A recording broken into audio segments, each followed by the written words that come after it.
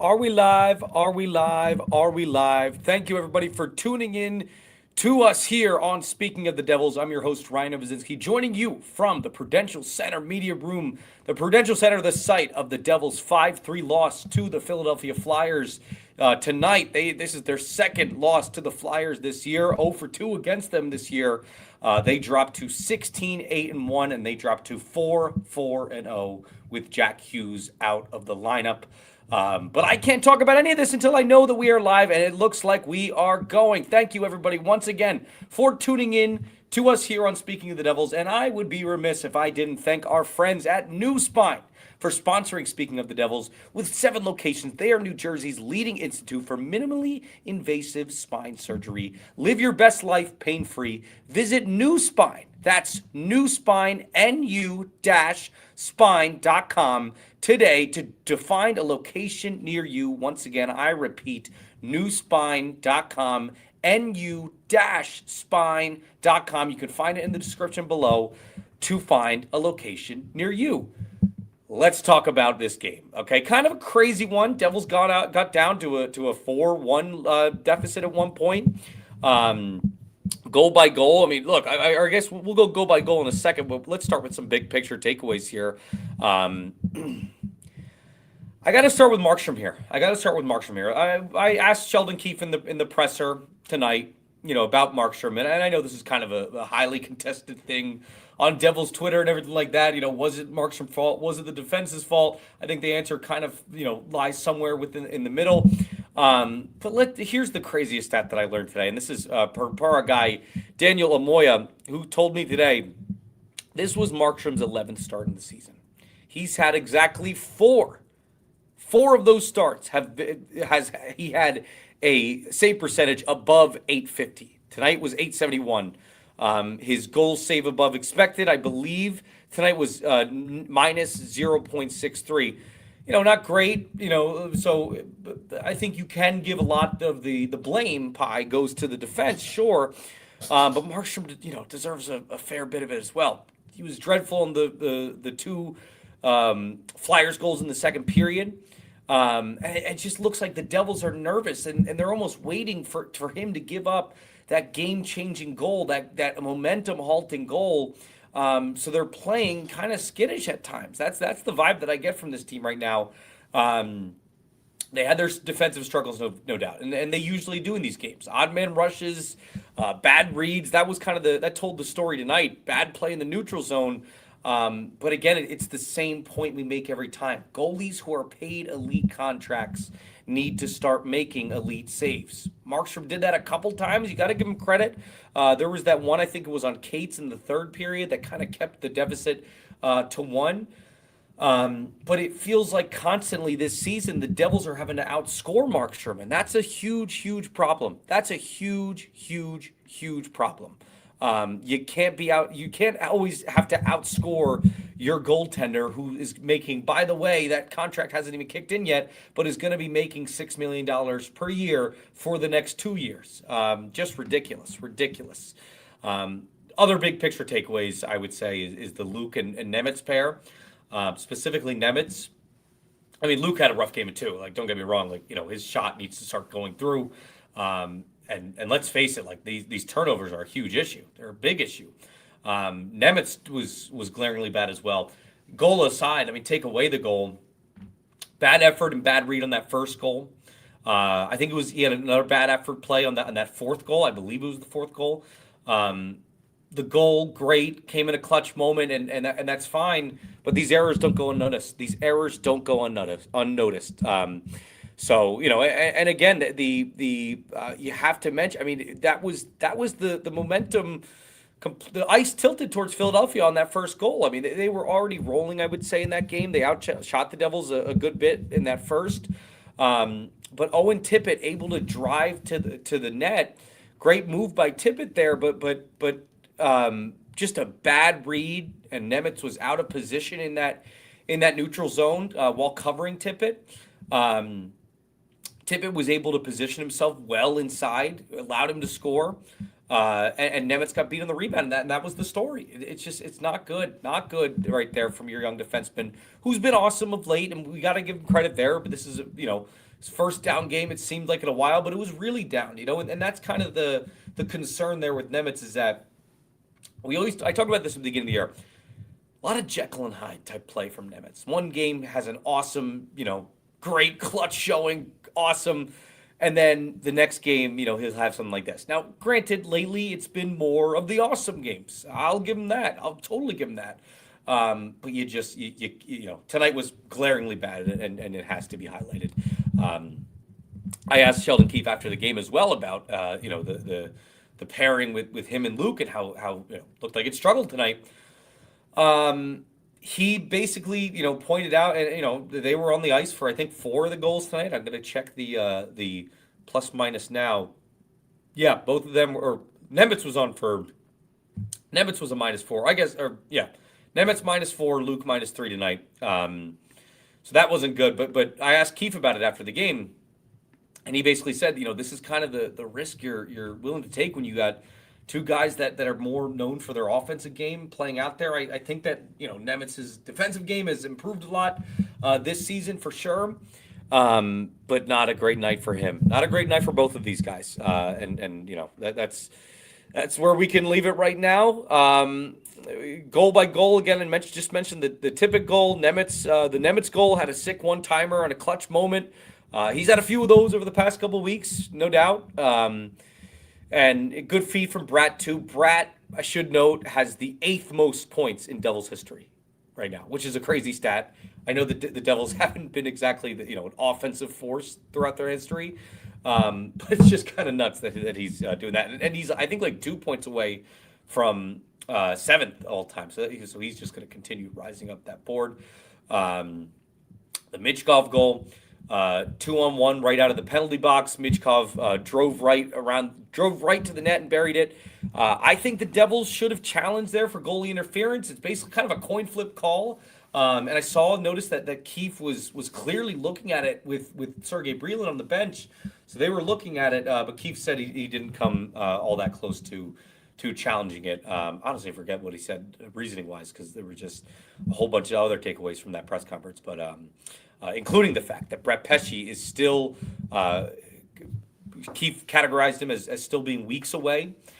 He said that once he's back and kind of at a good game pace, it might come together a little quickly. And might be able to bounce back quickly, and there might not be that much of a growing process. That's how I kind of interpreted his comments post game, but still in the weeks category, so not exactly close to getting him back. And I asked about Pesce, one, because he's the Devils' defensive MVP this year, but two, he mentioned in his quote about when I asked him about Luke and the Nemitz pair, he said that at times you wish you had like a stabilizing veteran defenseman presence back, and there's Brett Pesce. That's why he asked about Brett Pesce after the game. So a little explainer there, a little peeling behind the curtain, but he's still weeks away.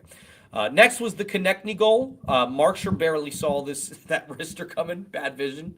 Dreadful glove from a player who really has been not so great lately. Past 2 games, I guess, we're good. The game against the Red Wings, awesome game from Markstrom, but the fact that we're gleaning on games and this isn't the holistic body of work is just super concerning from a goalie that you just extended for 2 years. And at that point, Markstrom had given up 3 goals on 10 shots. Just not acceptable. If I were Keefe, I would have pulled him after that. That's just me. I know Keefe doesn't tend to pull goalies all that much. I think it's a strategy he should probably implore a little bit more.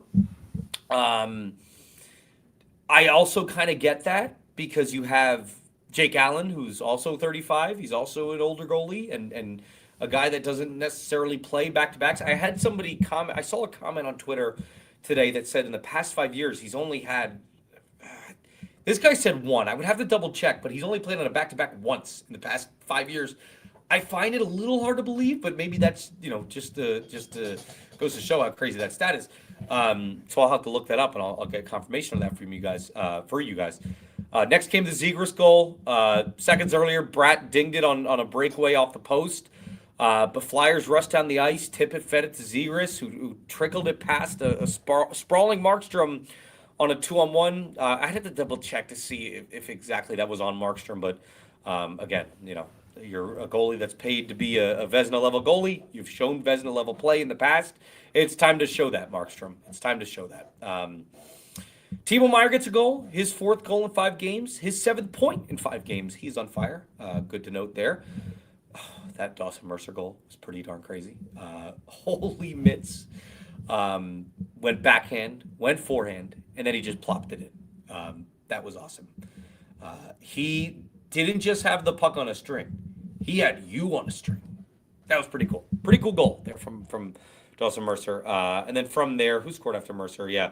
And then there was the Tippett got tripped, and he was awarded the empty net goal at the end there. And the Devils lose 5-3, and they lose their first regulation game at home at the Prudential Center this year. Guys, let's hop out of the comments. I've filibustered way too much, and let's hop into the comments. I'm sure, as always, we start with our guy Zach Chin, who's always first in attendance here in the comments. We appreciate that, Zach. Anger doesn't even begin to describe the feeling right now. I think a lot of Devils fans would share that sentiment, Zach. Steve KS says, what's it been, 18 or 19 games since Brad has scored a goal? Steve, I saw this comment. That you posted here. I appreciate that, and I looked it up for you. It's been 12 games since Brad scored a goal. Need him to step up in the scoring department. I don't know exactly how many points he has since then, and I think he has a good amount of points here in November. I think something like 9 or something like that. But yeah, you want to see him scoring. Look, other guys have stepped up in his absence. I get that. In Jack Hughes' absence, I get that. But just for Brad, I mean, you got to play like a superstar player that you are, especially in the absence of Jack Hughes when your team needs it the most. Zach Chin, Nemitz and Hughes were unwatchable. Brad has been borderline atrocious lately. I guess we can chalk it up to the back-to-back, but my God, that was a horrible game. Good way to sum it up there, Zach. Good way to sum it up. Yeah, again, that Nemitz and Hughes pairing, just brutal. I wonder if we're going to see. I don't even know what the shakeup would be there, though, right? Like, it's kind of tough. Like, you're not going to put Luke with Dougie. Do you play Luke with Colton White? Do you reunite Dylan and Nemitz there? It's kind of risky because I think they were kind of shoddy at times beginning of the year. So it's tough to say what exactly you're going to do there. But I don't know. Yeah, ugly back-to-back game. Ugly game in the second half of a back-to-back. Rick Roma says it too. Nemitz and Hughes probably shouldn't be a thing anymore. I would agree. Zach Chin, I know the instant reaction is going to be Markstrom needs to be better, but I mean, come on, he was practically the only one playing defense all night. Sheldon Keefe said after the game that if Markstrom wasn't out there, that the Devils probably would have given up 10 tonight. I thought he made some clutch saves. I will give him that. I thought Markstrom had a pretty messy night. I would be concerned long-term about him because this is just not the goal. This is not the goalie that you're paying. Tom Fitzgerald isn't paying Markstrom $6 million a year for the next 2 years to just, pull a good game out of his rear end every now and then. He's paying him $6 million per year to be a consistent goalie, to be a consistently elite goalie, to make ice tilting saves. He had one of those at the end there. I'll give him that. And he, maybe a couple there here at the end. But it just hasn't been enough this year. It hasn't been enough. I'll repeat the stat that I had at the beginning. Again, per Daniel Amoya, this was Markstrom's 11th start. He's had exactly 4 with a save percentage above 850. That's not good. That's not good enough from a goalie that you're paid a lot of money. Let's move on. Oh, and the nerd numbers for Markstrom, I think I already read them, but I'll read them again. Bears repeating minus 0.63 goals save above expected, and that's per money puck. Vic says, our friend Vic says, were the refs shitty or was it just me who thinks that? Oh my God, yeah, that. Sheldon Keefe talked about it after the game. The high stick, the phantom high sticking, or no, not even phantom high sticking call. It should have been a high sticking call, but it wasn't called. The flubbed call that the refs didn't call. Keefe said the explanation that he got was that Luke Hughes was not bleeding. I zoomed in. I didn't see blood, but I zoomed in on my camera, and he certainly went down the tunnel there for a little bit. And I think that's a crazy explanation. I think it is. And Keefe said it best. Like, I guess his fat lip is not, enough to warrant that call. Ridiculous. Steve KS says 1 of 4 on the power play. Yeah, and in moments just no, not enough clutch play from them. I think too, because you had so many times where you could have just grabbed all momentum back from Philly in that one with a couple good power plays, and they just didn't do it. Just didn't get it done. Let me see what the Devils' power play is of late. Devils power play. I'm just going on our friends at StatMuse, who are just so great and such a reliable tool. Devils power play last 10 games, I would say. They've gotten 24 power play opportunities. Let's see how many goals they have. Oh God, this is okay. This is terrible. Devils power play percentage the last 10 games. Sorry, everybody. Percentage last 10 games. 20.8% over their last 10 games, where that ranks in the league. NHL team power play percentage last 10 games. I should have pulled this up. Like, what a ridiculous exercise there. Oh, actually, they're 8th, so that's not that bad. But tonight they were not that great. Steve KS, the refs need glasses for sure. Zach Chin, refs were god-awful tonight. To call a high stick on Nemo, there wasn't even contact. And then to miss the double minor on Luke was just pathetic. Give me Robo refs, IDK. How many refs end up homeless? Oh, that's a little harsh there, Zach Chin, but understand the frustration. And look, the Devils get the makeup call shortly after the Luke thing, but I think it wasn't enough. I agree with you. It looked like a double minor there. Totally should have been. Rick Roma says he wants to see the refs DraftKings account history. Funny enough, I actually think someone erroneously played a DraftKings or maybe like FanDuel type commercial as Sheldon Keefe was addressing the refs after the game in the post-game presser. So it's kind of a little funny tie-in to your comment there, Rick. Refs in college football, Steve KS. Refs in college football are just as bad. I don't want to watch the NFL or NBA, but maybe just as bad too. I think there's a lot of leagues in which a lot of refs need to just go straight to jail. College football is probably the top of that list. I would agree with you there. NFL is pretty darn bad. And NBA, like there have been Steve Donaghy, right? Steve Donaghy, right? Tim Donaghy, the ref that was investigated years and years ago for being involved in a gambling scandal, NBA ref. So definitely some corruption all across the board with these Zebras. Really not good. Why didn't the refs just call a double minor and then review it if they weren't sure? I don't know. I don't have an answer for you there. I wish that these refs, wish there was pool reporters after to be able to talk to them, because I would love that responsibility, because I would love to question these guys. Rick Roma, forget the NBA. They're almost as scripted as WWE at this point. Good point. Oh my gosh, Zach, good point here too. Of course, I keep repeating the term "good point." The Nemitz and Luke scores on hockey stat cards are so, like, they're chart-breakingly bad. They're chart-breakingly bad. You guys should go look at them. I am going to repost it right now on my X Twitter account, whatever. Let's see. Shimon Nemitz tonight, his game score minus 5.63. Luke Hughes was even worse, if you can believe it, minus 6.11. Terrible. Really bad. Somebody asked if minus 6.11 is the worst of the season, and hockey stat card looks like they didn't know off the top of their head. But I wouldn't be surprised if that was up there, because that is really, really terrible.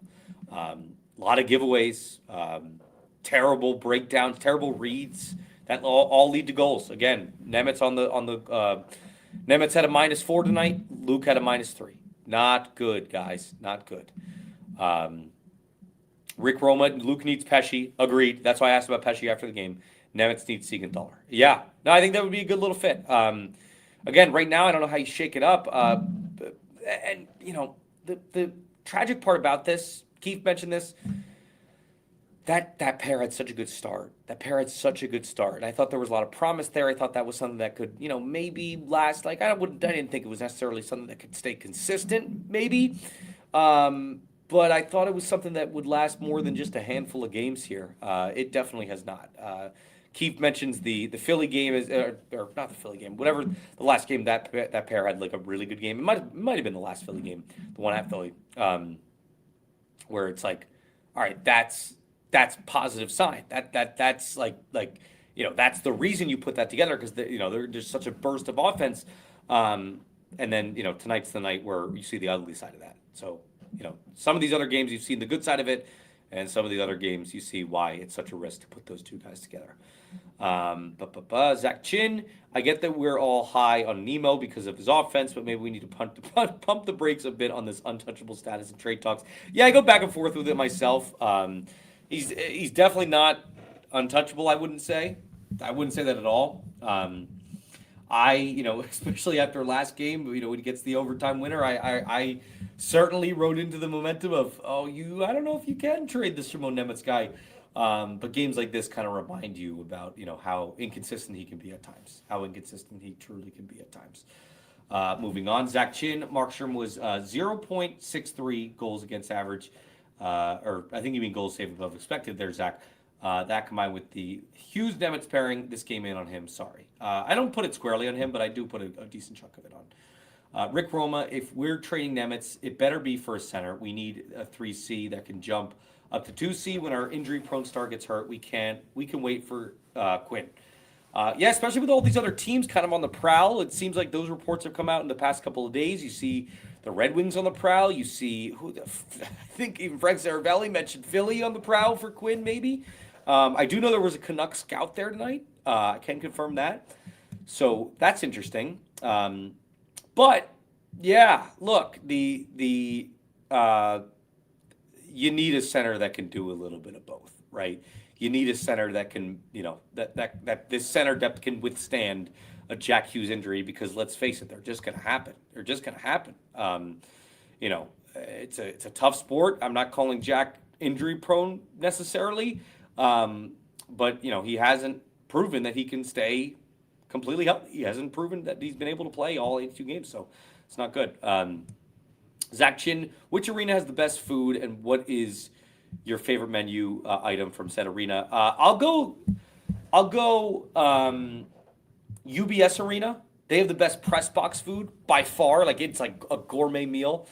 In terms of, I don't really get that much arena food, honestly. The only place that I've gotten arena food, I guess, is in Washington. I got some chicken tenders. They were okay. They were pretty good, but nothing too exciting. I wish I could give you something more exciting.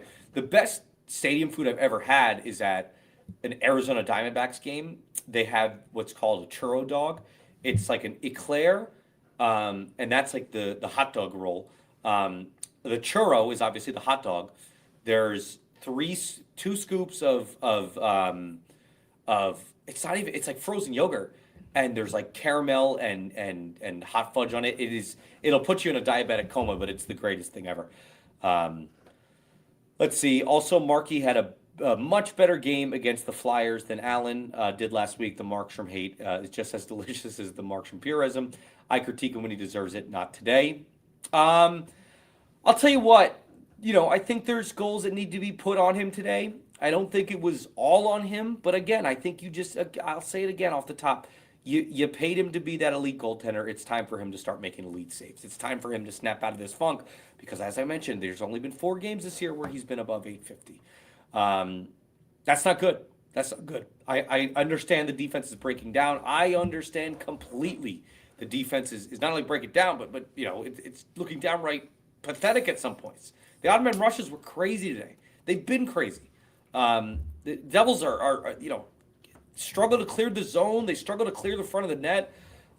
They need some defensemen that can do that. So let's move on.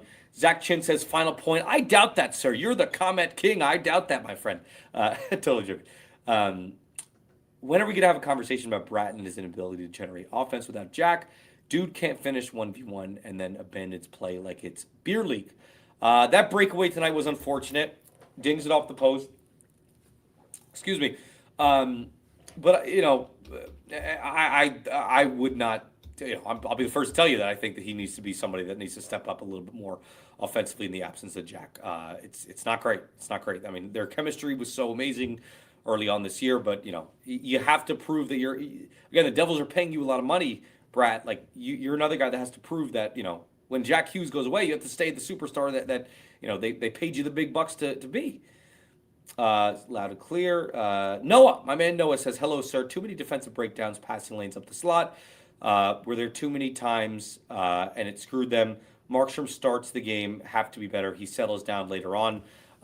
His later on was fine, but just that second period and again in the start too, not good. Not good. Not good. Another weird thing about Markstrom tonight, he changed his mask three different times in the game. So that was definitely feeling the superstitious bug there. Let's move on. Mikey Mike says, how movable is that Markstrom contract? Asking for a friend. I said tonight, like, you might have to attach, I said in the press box, would you attach a first round pick to move on from that Markstrom deal if things continue to stay really bad here? I would consider it. Noah, but it's also it's an interesting question too, because you just don't know what's going to happen with are they saving all these things for Quinn? I don't know. Are they saving him for as maybe Zach Chin or no, Rick Rowan mentioned up here? Are they saving it for a center that is purely a 3C but can bump up to 2C? I don't know. They got to save assets for that. Noah says the Flyers also wanted to go to OT. It seems the power play looked all right. But 2 in the third one has to go to tie it. Outside of the negatives, wow, Mercer. That Mercer goal was freaking ridiculous. Somebody beat me to the punch after the game asking him about it, but I was even going to ask him, like, hey, man, I know this is not the result you wanted, but that goal was crazy. Break us down for us. But somebody beat me to it, and he broke it down for us, so that was good. Tyler Seba, Fitz needs to come out of hiding and answer why he rushed the Markstrom extension beyond embarrassing. I would love to get a Fitz presser soon. I think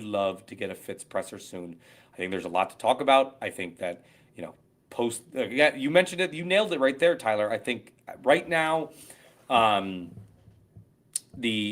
Markstrom deal is not aging well. So he's got to answer for this. Look, the team is good. I think there's a lot of positive to talk about too with the team. So I don't see why he wouldn't. I just know I certainly put my media requests in for him and have not been able to get him on, one-on-one or on the show quite yet. But I've submitted a bunch too. Sue Nathan says, need to split up Nemitz and Hughes. I know they want to keep Siegenthaler with Hamilton, and that limits what they can do. But Hughes, Nemitz is a problem. It sure is.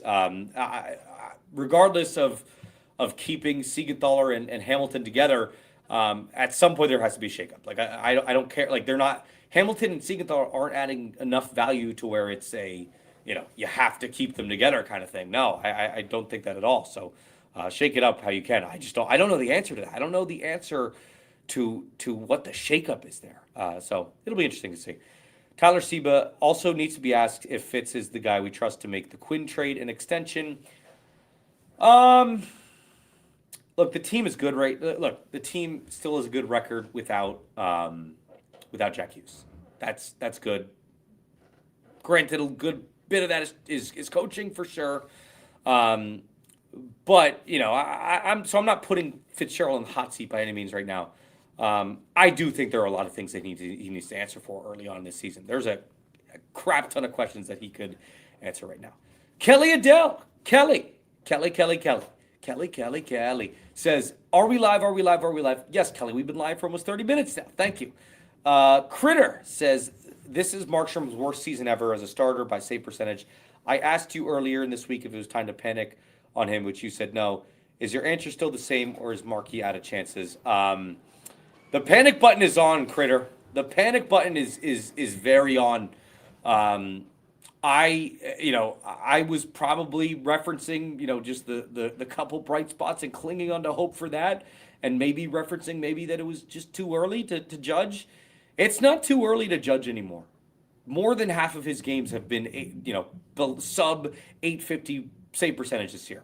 His numbers I don't have right in front of me, but I'm willing to bet, before the game I knew it was 874, and before the game I know that he was below guys, some of the You hear goalies and you're like, oh, that guy's an abysmal goalie. Stuart Skinner always comes to mind. Like people always talk about Stuart Skinner, terrible, blah, blah, blah, blah, blah. He has a much better goal save above expected per money puck than Jacob Markstrom this year. You know who else does? Vitek Vanacek. You know who else does? Alex Nedeljkovic. You know who else does? Ville Husso. So many guys. Calvin Pickard has a better goal save above expected than Jacob Markstrom this year. Akira freaking Schmid has a much better one than him this year. That stat's not everything, but that stat does show you when it's the goalie's fault, and I think a lot of these performances have not been great. A lot of them have been on Markstrom.